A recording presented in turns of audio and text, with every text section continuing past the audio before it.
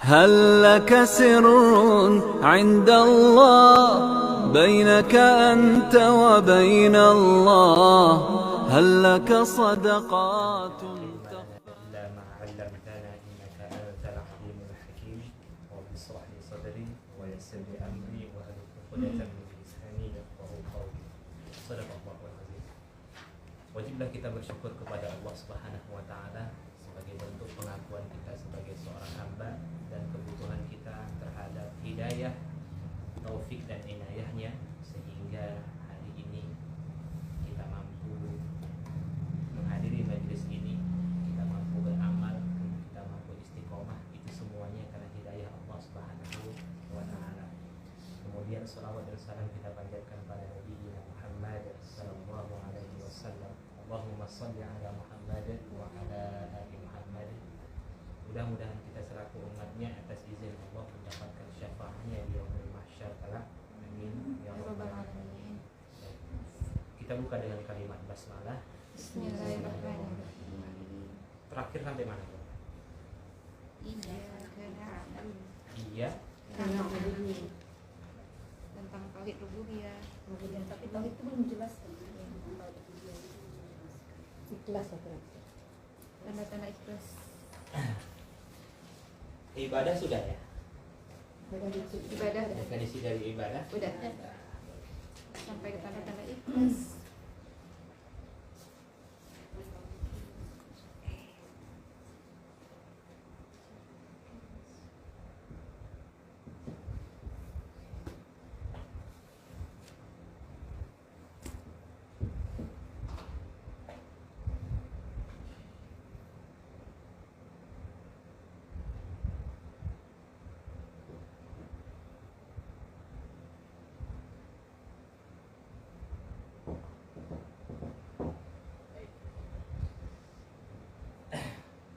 Kan sebelumnya sudah kita pelajari bahwasanya makna iya karena wujud ini adalah ibadah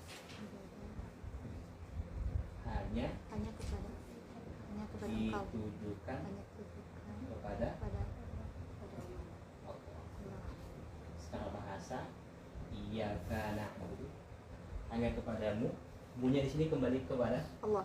Allah Subhanahu wa taala. Baik. Nah, begini, para ulama menyampaikan bahwasanya inti di dalam surah Al-Fatihah itu adalah ayat ini. Ya, inti di dalam surah Al-Fatihah. Jadi begini mudah. Al-Quran, seluruh kandungan yang ada di dalam Al-Quran itu Allah himpun di dalam Al-Fatihah. Ya. Seluruh kandungan yang ada di dalam surah Al-Fatihah Allah himpun pada Iyyaka na'budu wa iyyaka nasta'in.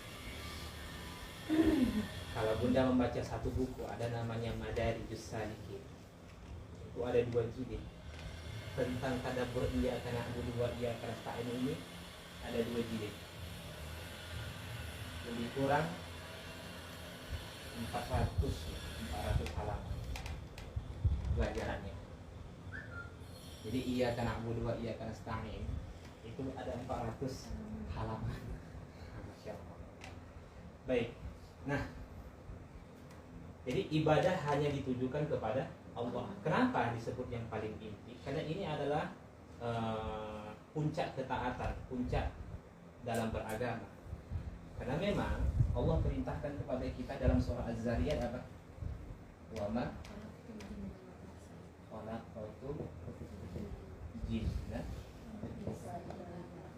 wal insa illa bah dan ma Tidak tidak kami perintah Khalaqtu menciptakan aku ciptakan. aku ciptakan. Aku ciptakan. Kalau khalaqtu akal tu apa artinya? Aku makan. Kholas akalta. Apakah kamu sudah makan? Jawabnya apa? Akal tu. Aku sudah makan. Jadi nggak perlu di anak akulum, jangan lagi seperti itu. Jelas ya. jin, golongan jin,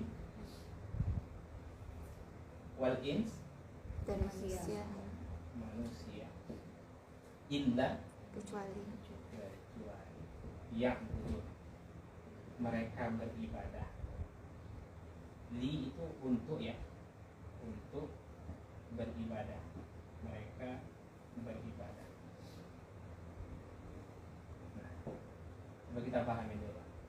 Kenapa disebutkan jin baru manusia? Jawabnya apa? Ya, jawabnya adalah pertama kali yang menghuni bumi ini adalah jin. Karena mereka membuat kerusakan di muka bumi ini, Allah angkat gelar khalifah mereka.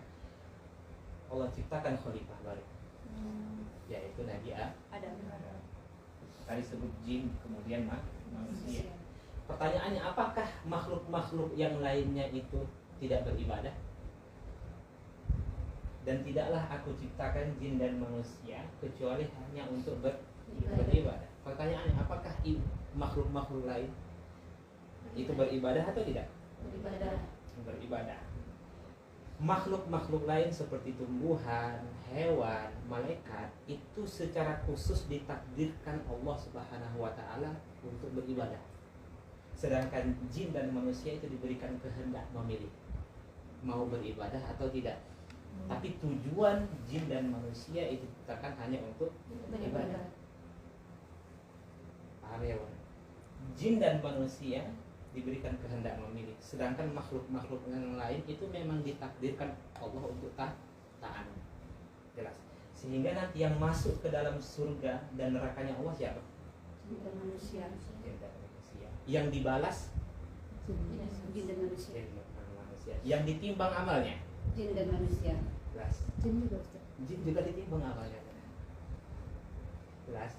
Karena yang dituntut untuk beribadah itu siapa? Jin dan dan manusia. Maka mereka kedua golongan inilah yang akan mendapatkan balasan dari ibadah yang mereka lakukan ketika di dunia. Jelas.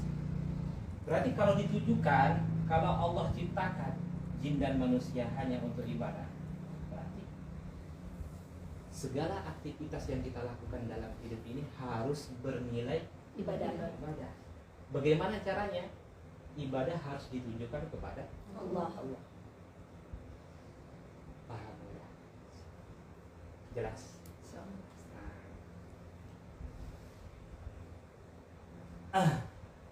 Coba buka surah Ali Imran ayat 190 sampai 191.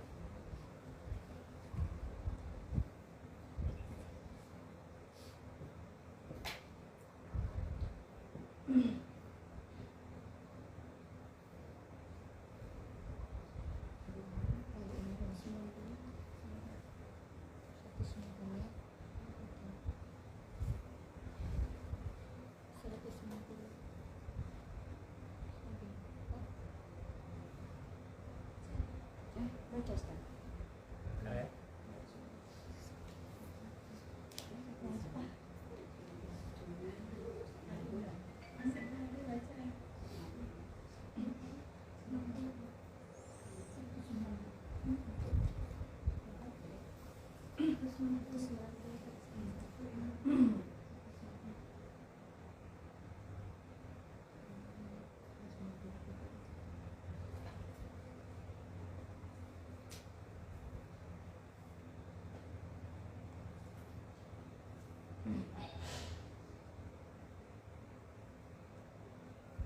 Baik.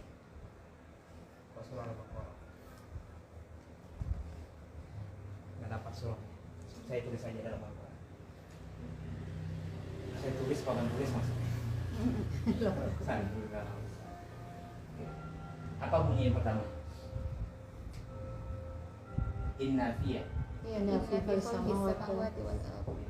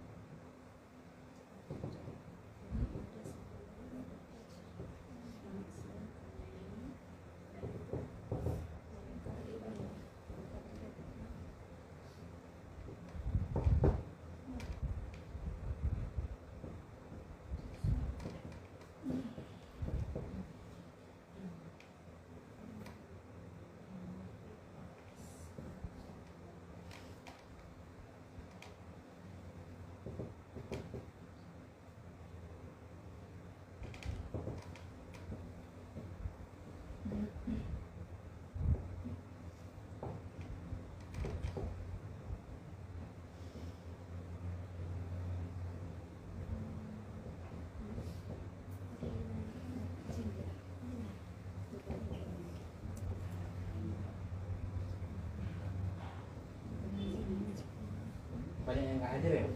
Tidak, Ustaz. Ya Ustaz, tidak. Kita nonton. Soalnya nggak ada bintang Ada yang izin Ustaz. Kak Vita, Kak Vita Ica persiapan untuk Iya. Dan besok kalau itu sudah ikut aja. Ma khalaqta hada. Iya. Itu ya. Udah. Coba baca dulu. Wa yatafakkaruna fi khalqis samawati wal ard. Rabbana. Oh, tinggal ya. inna fi khalqis samawati wal ardi wa ikhtilafil laili wan Rabbana ya di sini ya. Iya. Rabbana Maaf. ma khalaqta hada batilan. subhanaka sakina azza subhanaka sakina azzabannar.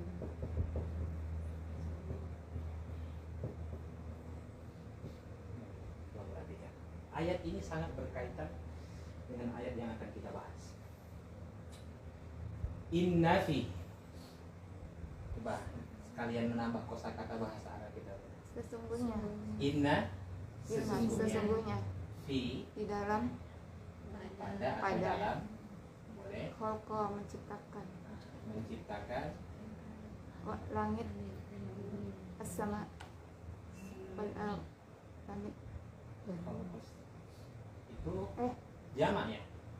sama Inna fi khalqis samawati ya langit-langit. langit-langit. Kenapa disebut langit-langit? Samawat. Kalau as-sama Sama langit aja ya. langit dunia. Oh, langit dunia. Kalau as-samawat 7 lapis langit. Jadi kalau langit dunia yang kelihatan. Iya. Paham ya? Yang kita lihat itu awan.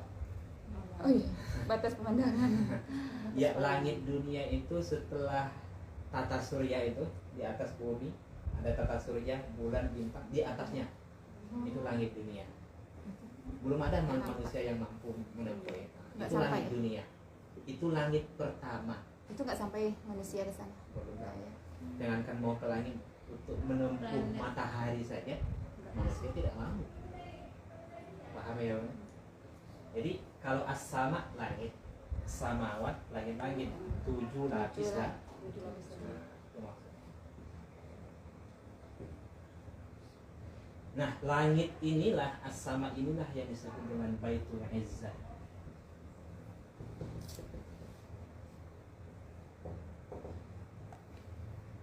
Baitul Izzah. Setelah Baitul Izzah kemudian Lauhul Mahfuz, kemudian sampai ke atas Sidratul Muntaha, kemudian ke Arsy. Jadi Baitul Izzah inilah, dari sinilah Al-Quran diturunkan ke langit dunia berangsur. Jelas. Jadi Al-Quran 30 juz itu di mana? Azza mahfuz. Di Lauhul Mahfuz. Kemudian Allah turunkan ke Baitul Izzah. Dari Baitul Izzah berangsur-angsur Langit. dari Allah ke Baitul Izzah itu satu malam. Disebut dengan peristiwa malam Lailatul Qadar. Yang ini kemarin disebut dengan nuzulul Quran. Yang lewat yang itu, yang satu malam. Bukan. Satu malam. Satu malam. Karena Al-Quran turun dari Allah ke Baitul Izzah itu satu malam. Inilah disebut dengan peristiwa malam Lailatul Qadar. Lailatul Qadar itu berapa malam? Satu malam. Satu malam. Kalau nuzulul Quran, makanya tidak ada yang tahu peristiwa Lailatul Qadar kan kapan. Hanya saja 10 malam terakhir bulan Ramadan. Nah, tidak ada yang tahu di mana. Apakah tanggal 21, apakah tanggal 19, apakah tanggal 27 dan lain sebagainya, ya kan? Sedangkan nuzulul Quran ada peringatannya kan? Karena diketahui kapan tuh turunnya. Paham udah? Oke. Itu sekilas tuh. Wal ard, Dan bumi. bumi itu secara istilah. Al ardi itu tempat berpijak. Oh, Tempat berpijak apa? Bumi. Kalau ad-dunya?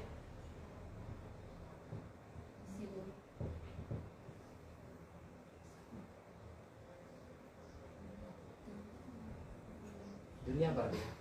Luas. Tempat duduk sementara. Singkat. Apa? Singkat. Kayak Dekat. Sesuatu yang singkat. Itu maknanya secara bahasa. Jadi kalau disebut dunia apa? Singkat. Nah, jadi kalau itu sebenarnya dari kata ini saja sudah menyadarkan kita betapa dunia itu sangat singkat. Jelas. Oke. Waktilaf. Ikhtilaf apa? ikhtilaf. Perbedaan. Perbedaan. Tapi di sini perbedaan. Cuma diterjemahkan istilahnya adalah Pergantian secara bahasa perbedaan malam dan siang. dan siang. Maksudnya adalah pergantian malam dan siang. La ayat. La itu artinya sungguh, huruf taukid atau pasti. Paham ya bunda?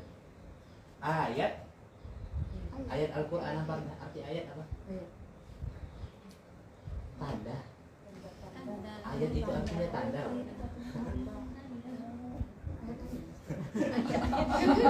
Apa ayat? Ayat itu artinya tanda. Di mana tandanya? Di mana ayatnya? Ayat itu artinya tanda. Kalau la ayat panjangnya tanda. Tanda. Kalau surah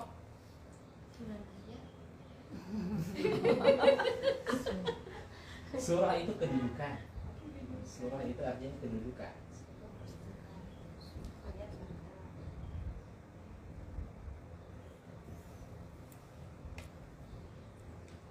Oke. Di ulil albab, bagi orang-orang yang berakal.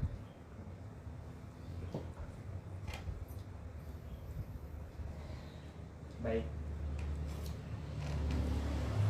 Sebenarnya bahasa akal itu apa? Bahasa Arabnya ini kan? Asli. Aklun. Kalau ini Makan. makan. Nah, ini makan. Kalau ini akal. Akal. Tapi kenapa diterjemahkan orang-orang yang berakal? Di sinilah nanti istilah ulama. Albab itu sebenarnya hati yang terdalam. Ulul albab. Paham ya? Manusia itu pertama di dalam hati itu ada sodrun, kemudian ada kolbun, kemudian ada fuadun, kemudian ada lubbun. Jamaknya adalah albab. 1, 2, 3. Ini hati, ini dada, Dada. ini hati yang dalam, ini hati yang terdalam. Yang ketiga itu apa tuh bahasa Ustaz? Fuadu. Allati tattali'u Alal afidah. afidah. Yang membakar sampai ke hati. Jadi neraka itu sampai membakar ke dalam hati. La yamutu fiha wa la yahya. La yamut. La tidak. Artinya neraka itu akan membakar sampai ke hati. Pada saat itu manusia tidak hidup dan tidak mati.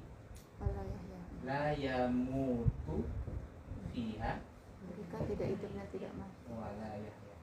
Kalau la yamutu apa artinya? Mereka tidak hidup. La yamutu, tidak mati. Berarti apa? Apa ya? Tidak mati hidup. Hidup. Tidak. Wa la yahya. Tidak. Dan tidak Tidak hidup. hidup ya mati. Enggak ya Ustaz? Di neraka nanti, di neraka mana? Enggak ada Orang mati. Tidak parah Ustaz. Saya udah. Hatinya hidup bangkai. Lah ya betul, tidak mati. Tidak Berarti mati hidup. Wala yahya. Dan tidak Tidak hidup. hidup. Berarti Setengah hidup setengah mati. Tidak hidup seperti orang hidup. Oh, gitu. Saat di dunia kalau kita kesakitan, kita masih bisa minum kan, kita masih bisa berobat, ya kan, kita masih bisa dikunjungi oleh orang-orang. Tapi yang di neraka tidak. Saat itu dia disiksa, kehausan, nggak ada yang bisa dia minum, makan tidak ada yang peduli. Jadi hidup tidak seperti orang hidup. Yang paling menakutkan sebenarnya di neraka itu adalah bukan ini, bukan siksanya, tapi apa guys? Khalidina fiha abada. Kekal.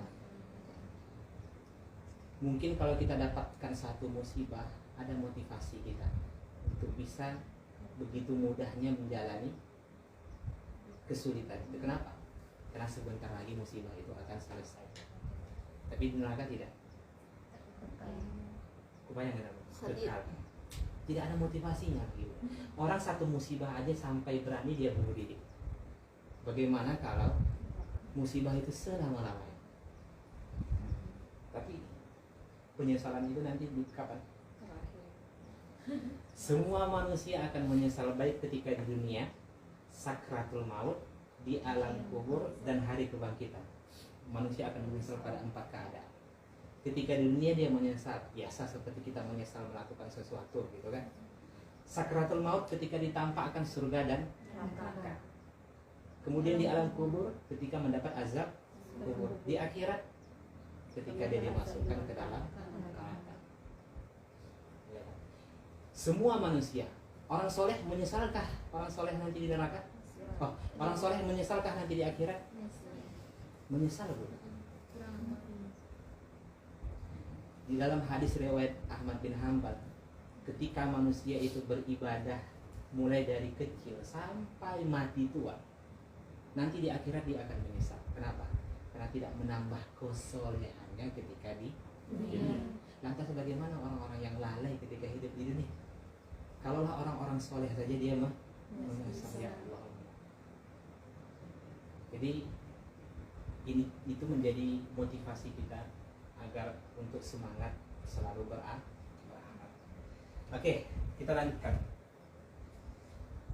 Sesungguhnya dalam penciptaan langit dan bumi dan pergantian malam dan siang, pasti sungguh tanda-tanda bagi orang yang berakal. Berarti hanya orang yang menggunakan akalnya, yang merasa bahwasanya betapa Allah itu maha besar, maha kuasa. Dengan penciptaan langit, dengan penciptaan bumi dan pergantian malam dan siang, siapa yang bisa menunda malam? Sehebat apapun manusia, manusia tidak bisa menunda malam, atau menahan malam, menunda siang dan lain sebagainya. Jelas. Betapapun kita tidak mau untuk bertemu dengan hari esok, pasti besok akan kita ketemu. Jelas ya? Nah, kemudian alladzina yadhkuruna Allah. Alladzi, orang-orang yang yadhkuruna Allah. Kemudian Allah lihat. Kemudian Allah menyampaikan siapa sih orang-orang yang menggunakan akalnya itu. Nah, paham ya? Yaitu Lalu Allah sebutkan siapa mereka? orang-orang yang mengingat Allah. Yang mengingat Allah. Oke? Qiyaman, Berdiri baik dia dalam keadaan berdiri, wa qu'udan, maupun duduk. wa ala junubihim, dan atas lambung-lambung mereka. Junub itu sebenarnya lambung. Junubihim, lambung mereka. Cuman maknanya apa? Berbaring. Oke. Tidur di atas lambung.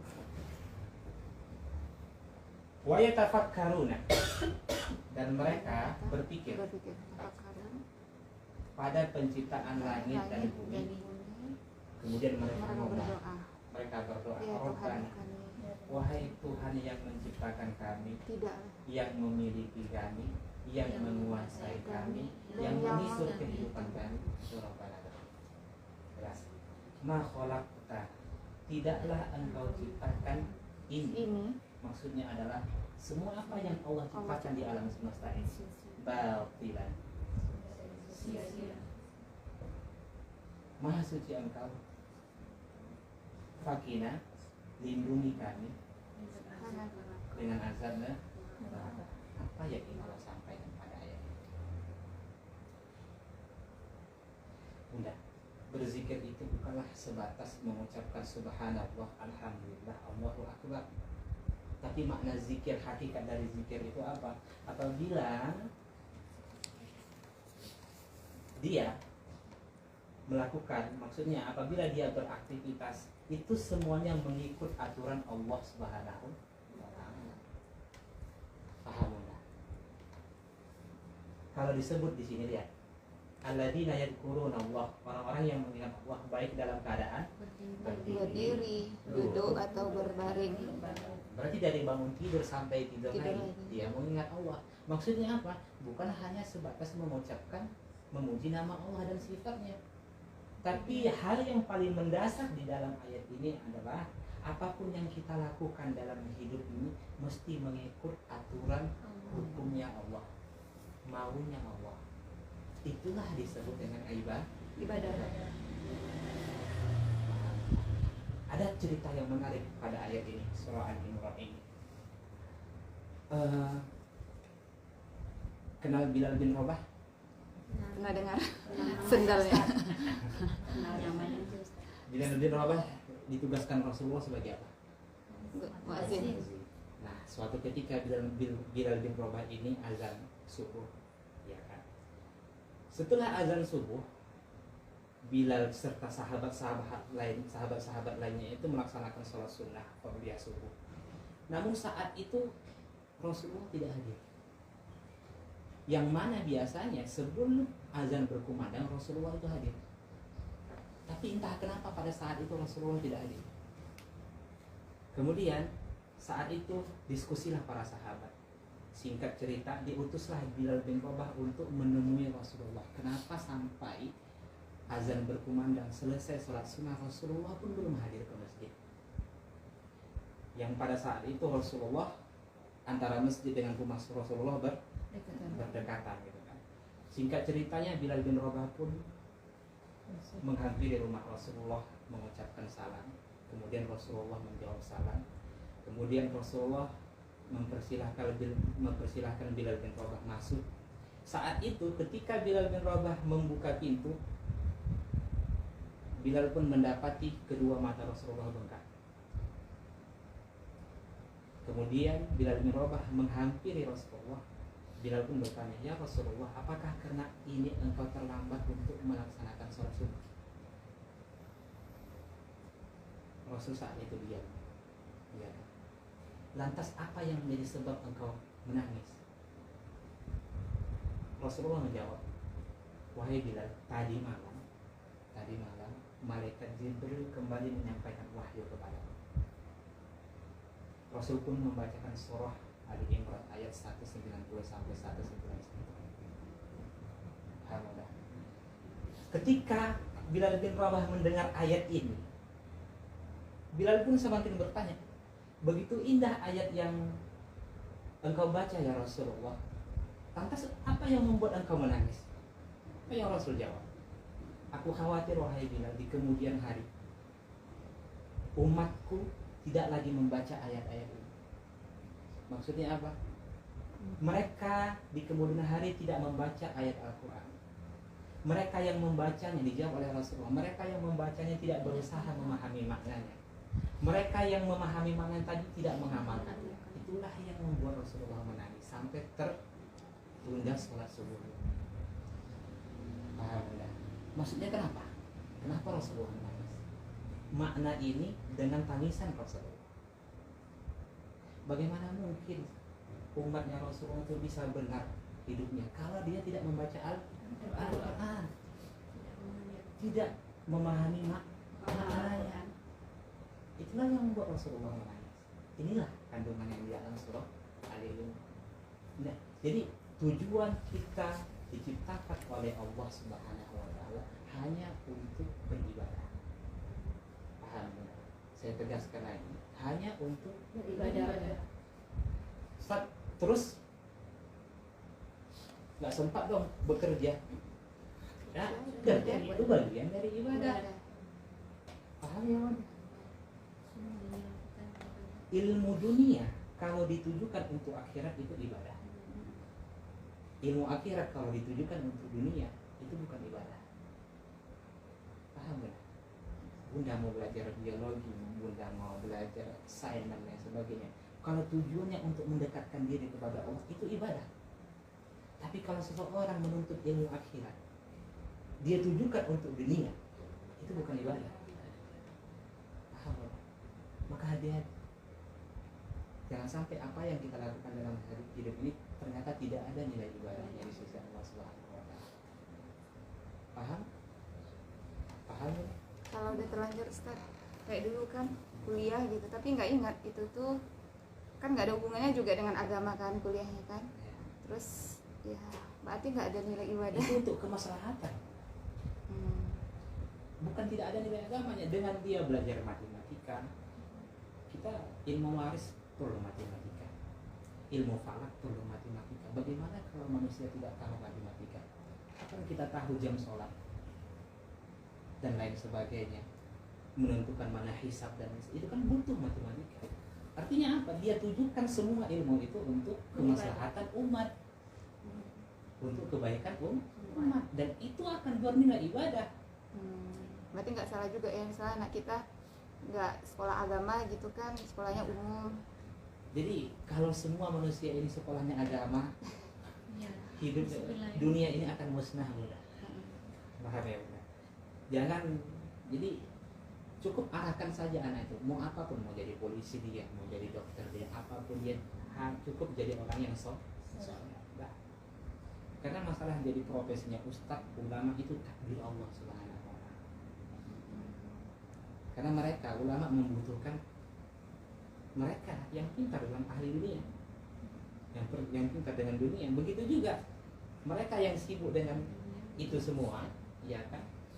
Bagaimana agar semua itu lurus niat kepada Allah, mereka belajar kepada ulama, saling membutuhkan. Jelas ya? Jadi jangan paksakan anak kita harus hafal Quran, harus nah, cukup doakan saja anak kita menjadi anak yang soleh. Kalau memang dia hafal Quran, kalau memang dia profesinya nanti sebagai seorang ulama, itu takdir Allah Subhanahu. Kalau memang nanti anak kita itu menjadi polisi, ya sudah cukup jadi polisi yang soleh. Jadi sebenarnya apapun profesi seseorang, kalau dia tujukan untuk mendekatkan diri kepada Allah, maka tidak akan terjadi yang namanya, tidak akan kita dengar yang namanya polisi korup. Iya kan? Kemudian apa? Seharusnya Bunda, orang-orang yang pintar, orang-orang yang di BMKG itu lebih mendekatkan dirinya kepada Allah, karena lebih melihat betapa Allah Maha Kuasa. Orang yang bolak-balik naik gunung turun gunung itu bertambah ke keimanan. Apapun itu profesinya, jelas. Jadi ibadah hanya ditujukan kepada Allah Subhanahu wa Ta'ala. Jelas. Kedepannya perbaiki niatnya. Apapun yang kita lakukan, kita tujukan kepada Allah.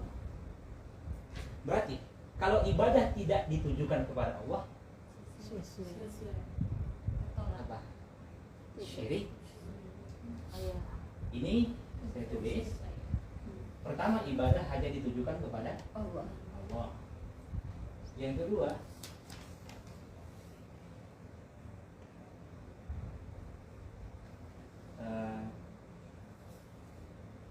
anjuran untuk berlepas dari kesyirikan. Kira-kira syirik apa? Ya. Kalau tauhid itu kan ada tauhid ulu, ya. Maksudnya apa? Mengesahkan Allah dari segi ibadah. Paham ya Bunda? Berarti siapa saja yang tidak mengesahkan Allah dari segi ibadah, disebutlah dia dengan syirik uluhiyah. Paham? Paham udah? Kita sholat, kalau kita tujukan kepada manusia syirik uluhiyah. Baca Quran kita tujukan kepada manusia syirik uluhiyah. Paham udah? Apalagi berzikir kita tujukan kepada manusia syirik uluhiyah. Uluhiyah. Paham udah? Jadi dengan kata lain, tiga ini adalah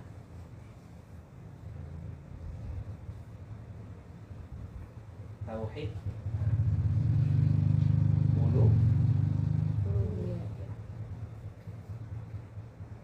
Dia mengesahkan Allah dari segi ibadah. Paham? Nah.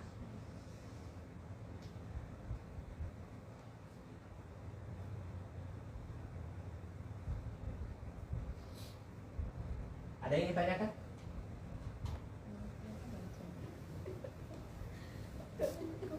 Kalau tidak Nomor ada- 2 itu apa bacanya, Ustaz? Mana? Di- Anjuran untuk Oh, melepas anjuran. diri dari kesyirikan. Anjuran.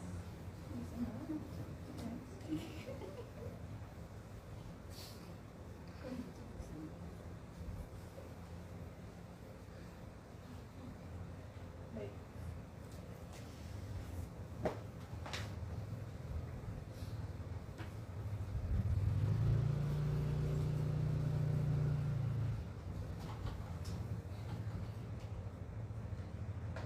Coba lihat urutan ayatnya. Sebelumnya apa? Maliki. Alhamdulillah. Lihat Oh, Allah dari kenalkan atas itu dulu. apa? Beli Allah itu apa? Rabbul. Rabbul. Rabbul. Setelah itu Ar-Rah, Ar-Rahman. Ar-Rahman. Ar-Rahim. Malik. Setelah itu Malik. Malik Yaum. lihat urutan ayat. Betapa indah, Bunda. Di mana indahnya? Dialah Allah yang menciptakan, menguasai dan yang mengatur. Kenapa kita beribadah kepada Allah?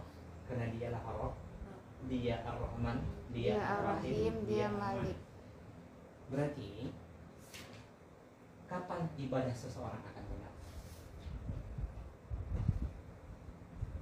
Itu Kalau ditujukan. dia mengenal Allah. Ah, Paham nggak? Paham nggak? Kapan ibadah seseorang itu akan benar?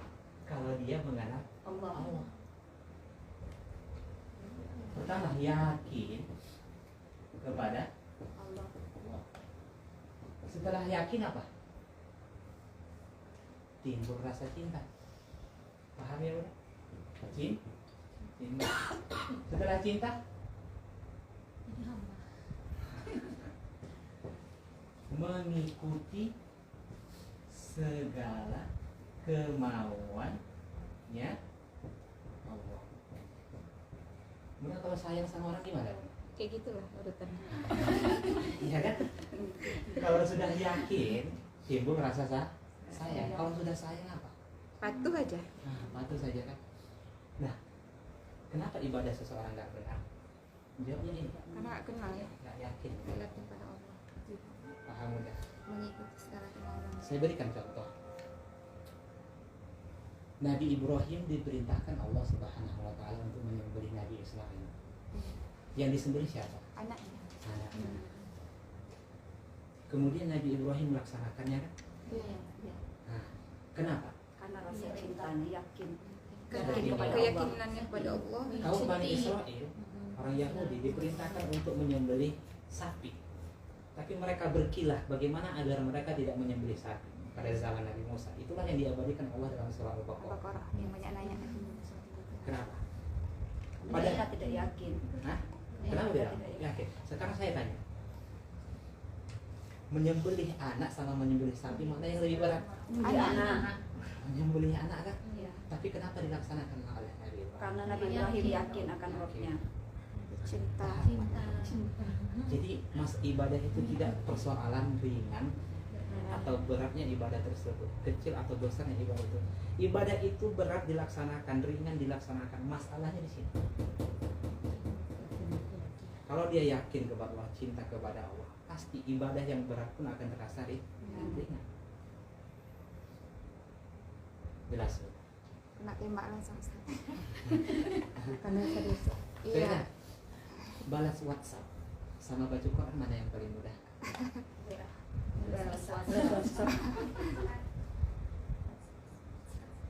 Baca Quran sama balas WhatsApp mana yang paling mudah? Oh, balas WhatsApp. Balas WhatsApp Bunda baca, Bunda ketik. Iya, ada proses. Kalau baca Quran, Langsung. tinggal baca saja. Baca sesuai kemampuan saja. Kan nggak ada susahnya. Jelasnya Bunda? Di barat. Mana yang lebih sering dilakukan? Nah, saya tanya, mana yang lebih sering dilakukan? Ustaz, mohon maaf saya tidak bisa baca Quran. Ustazah, saya tidak baca Quran hari ini. Dia balas pas lagi nyetir. Lagi nyetir dia bisa balas WhatsApp, tapi baca Quran tidak bisa. Kan aneh itu, Bu. Berarti masalahnya di mana? Iman. Padahal kalau nyetir sambil baca Quran itu lebih mudah daripada baca nyetir sambil balas WhatsApp. Jelas kan? Paham udah? Oke, kita lanjutkan. Wa iyyaka. Mudah-mudahan sampai ya. Karena ini pertemuan terakhir kita ya. Untuk bulan ini Bukan. Langsung protes semuanya. cemas banget. Wa iyyaka dan hanya kepada. Menariknya ayat ini, lafaz ini hanya satu-satunya di dalam Al-Qur'an ya. Tidak ada di dalam surah-surah yang lain. Nasta'in, Pertolongan. kami Meminta meminta tolong. pertolongan. Asalnya adalah aunun, artinya bantuan atau tolong. Kalau surah Al-Ma'un asalnya dari sini juga. Tolong. Surah Pertolongan. pertolongan. Oh, makanya ada kata ta'awun. Kalau Allahul Musta'an, Iya, Allah Nah. tempat pertolongan. Al-Musta'an. Musta'an, Isti'anah. tempat meminta Meminta pertolongan. tolong. Isti'an. Kalau isti'an memohon Pertolongan. pertolongan.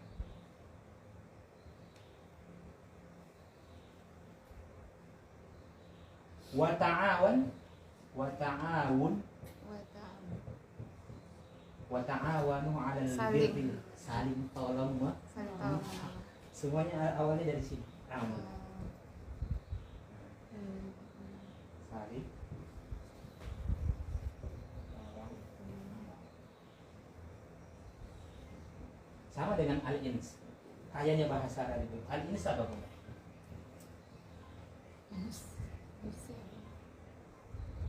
Al-ins. Manusia. Nah, Enggak. al-ins secara bahasa jina. Oh, Cina. Jadi Allah ciptakan manusia itu fitrahnya untuk biar jinak. jinak kepada Allah, tunduk patuh kepada Allah. Lawan dari jinak apa? Biar Liar itu siapa? Hewan. Yang liar itu hayawan. Hayawan. Jadi kalau ada orang yang maghrib nggak nampak, dia isya nampak, subuh nampak, nah itu apa? Hewan. Liar kali dia. Jadi al-ins itu artinya jinak sebenarnya. Diterjemahkanlah secara istilah adalah manusia. Paham ya? Ini satu orang. Kalau banyak al-insan. Paham udah? Oh, jamak. Al-ins satu, mufrad, ya ini al-insan Jamak. sama. Dari sini juga terbentuk nanti Anas. Oh, dari sini. Anas manusia. Manusia. Apa perbedaannya ini dengan ini? Ini mencakup sebahagian manusia. Yang ini seluruh manusia. Paham tidak? Ini sebahagian manusia, banyak tapi sebahagian, ini seluruh manusia. Paham? Kalau sebagian tuh kayak mana? Contohnya surah Al-Qari'ah, ya. Bukan surah, iya Al-Qari'ah. Surah Al-Qari'ah, coba buka surah Al-Qari'ah, Al-Qari'ah, wa ma adraka mal Qari'ah, yauma yakunun nas kal-farashil wa takunul jibalu kal-'ihni. Terus فأما من ثقلت موازينه فهو في عيشة راضية وأما من خفت موازينه surah Al-Adiyat ya, coba surah Al-Adiyat. والعاديات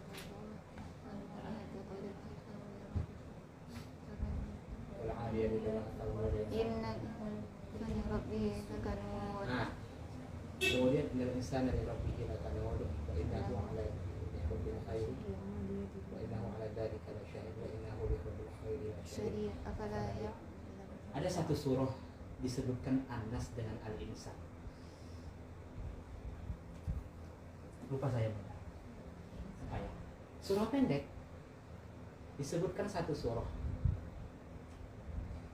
Al-Qari'ah, Al-Qari'ah, Al-Qari'ah, yauma yakunun nas, manusia. Allahu a'lam, nanti coba Iya. dicek Bunda. Yang penting satu surah disebutkan begini Bunda. Kalau disebutkan di dalam Al-Quran Al-Insan itu tidak mencakup seluruh manusia, tapi sebahagian manusia. Mungkin saja dia manusia adalah golongan kaum muslimin, mungkin saja golongan kafir. Paham? Tapi kalau disebut Anas mencakup seluruhnya. Paham Bunda? Kalau Al-Ins itu satu orang. Wa ma khalaqtul jin wal ins.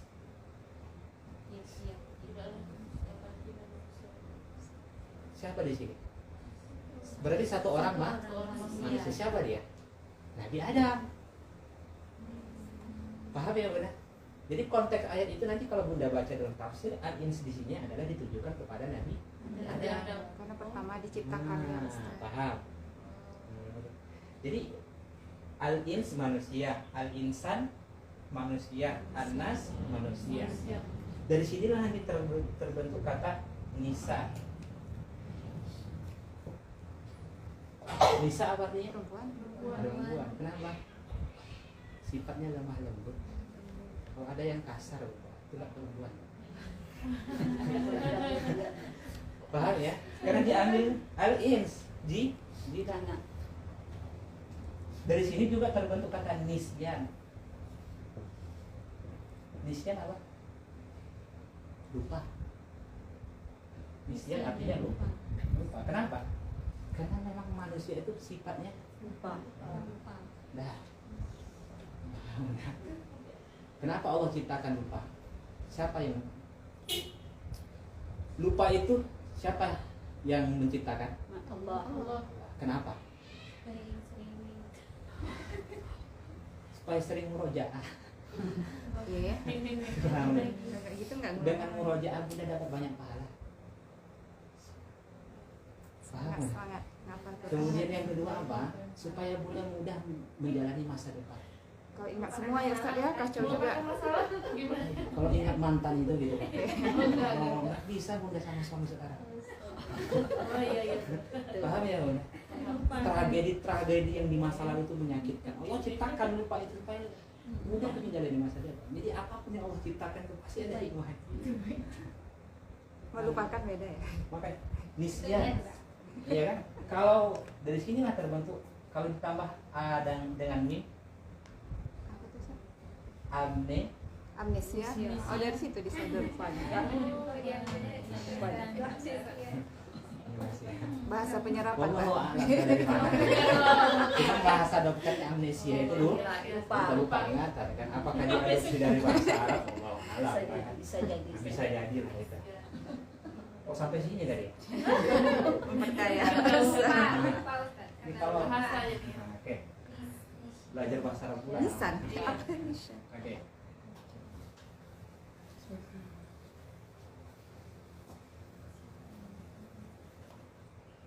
Jadi nasta'in itu kami meminta pertolongan. Nah, ini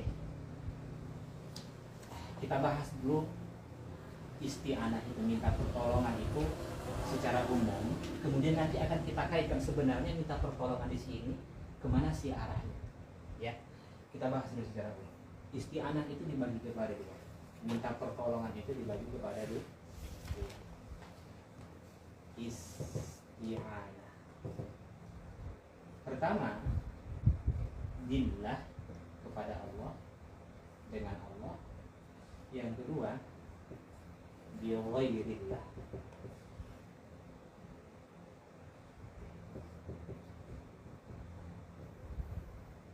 Kepada Allah, kalau kepada selain Allah apa tuh? Syirik. Belum. Minta pertolongan itu dibagi dua. Kepada Allah, kepada selain Allah, berarti makhluk. Oke. Langsung syirik gitu.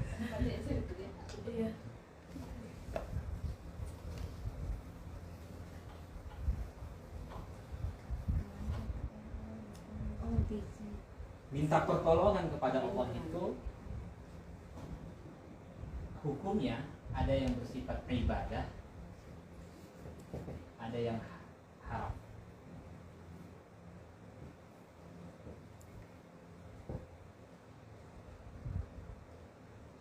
Minta pertolongan kepada makhluk dibagi satu, yang mampu dilakukan oleh makhluk. Hukumnya ada dua. Pertama, boleh atau mubah. Yang kedua, haram. Yang kedua, yang tidak mampu dilakukan oleh makhluk. Ada dua, sia-sia, haram. Yang ketiga, meminta tolong kepada makhluk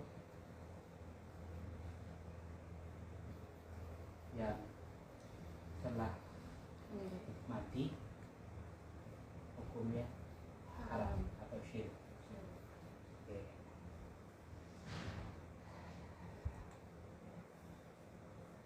Sudah ditulis? Oke. Secara umum dulu. Isti'anah artinya minta pertolongan. Minta pertolongan kepada Allah hukumnya ada dua, haram, ibadah. Apa yang ibadah di sini? Meminta kepada Allah untuk kemaslahatan diri dan orang lain yang menjadi kekhususan Allah.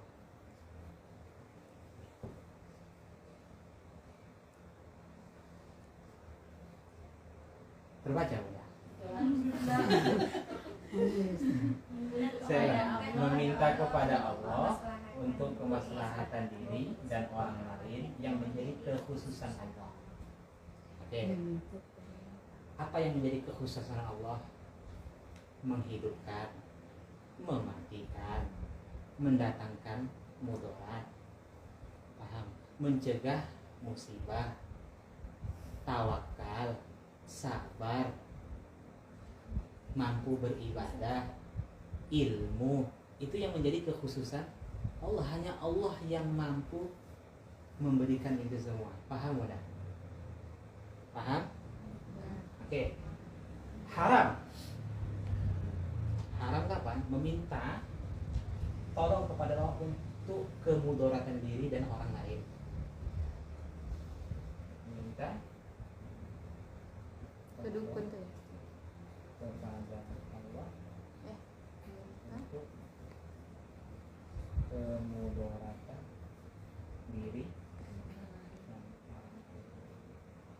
Itu haram. Ya Allah, tolong engkau binasakan dia. Itu nggak boleh ya. Nah, ya Allah, tolong celakakan dia. Ya Allah, saya nggak suka lah nanti kalau naik motor dia mudah-mudahan tabrak. Nah, itu nggak boleh. Haram. Haram, jelas. Oke.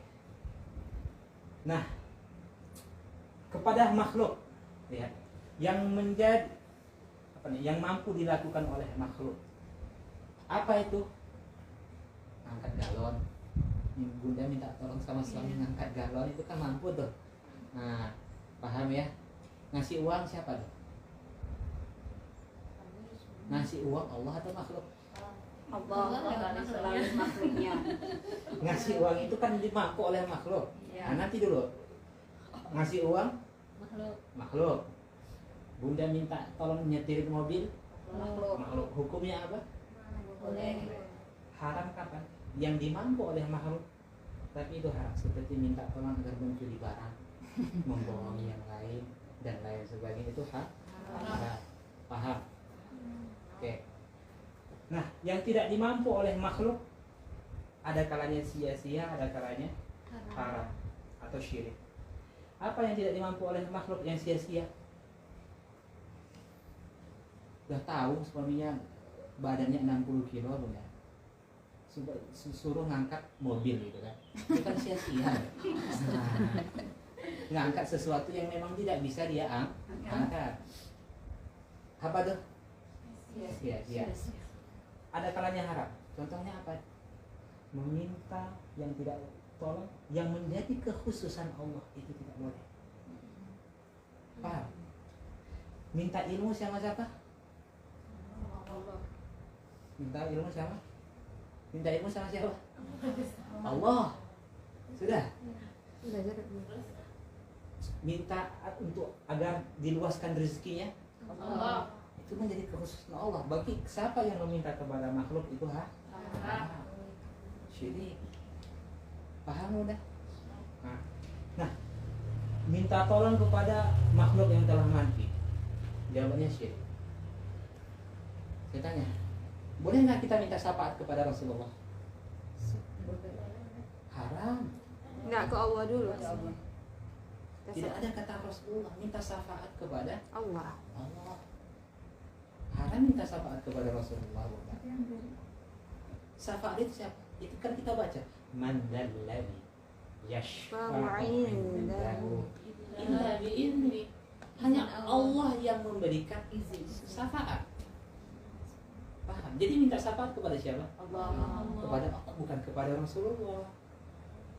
Para sahabat meminta syafaat kepada Allah. Kenapa? Karena dia tahu bahwasanya Rasulullah itu bergantung kepada Allah. Paham? Jadi yang menjadi sebab manusia itu lemah kenapa? Pada makhluk. Menggantungkan dirinya kepada sesuatu yang menggantungkan dirinya kepada Pada Allah. Itu yang buat manusia lemah. Paham ya? عند الله بينك أنت وبين الله